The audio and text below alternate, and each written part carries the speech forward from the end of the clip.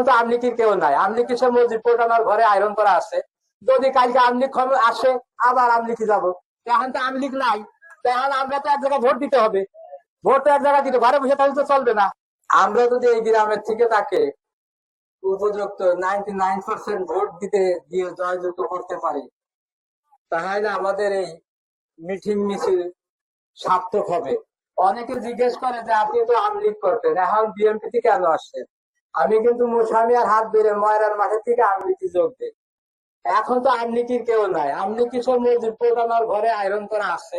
যদি কালকে আমলিগ আসে আবার আমলিকি যাব, এখন তো আমলিগ নাই, এখন আমরা তো এক জায়গায় ভোট দিতে হবে।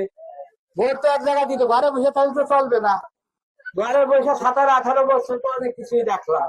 আপনাদের কাছে আমার একটা অনুরোধ যে আমাদের দাঁড়াবার জায়গা দিয়ে আমরা যারা গ্রামে আসছি আমাদের সাথে আপনারা সম্মিলিত ভাবে থাকেন।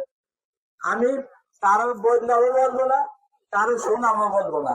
সবাই আপনারা এই গ্রামের সবার পরিস্থিতি জানেন। অনেকে বলে আরে আমরা তো ধানের শীষ করি, ধানের শীষ যে আসে তারাই দেখো। আরে খালি ঘরে বসে দেখলিতে হবে না, সে সমস্ত নিতে হবে তো ফিল্ডে নামতে হবে। ফিল্ডে নামলে কর্তব্য বলতে হবে মানুষের। আমার আপনাদের কাছে কর্মী গ্রামবাসীর কাছে অনুরোধ যে আমার আত্মীয় ছেলে এবং আমাদের ভাবি এবং আমরা যারা আছি আপনারা সবাই যাবো না। আপনাদের কাছে আমার বিনীত অনুরোধ যে আমাদের এক সার্থক হবে যখনই কর্মী গ্রামের 99% ভোট দিয়ে খন্দকার নাসির ইসলামকে আমরা কর্মী গ্রামের থেকে যাতে জয়যুক্ত করতে পারি এবং যাতে তার কাছে আমরা দুটো কথা বলতে পারি। এই কথা বলে আমি শেষ করছি।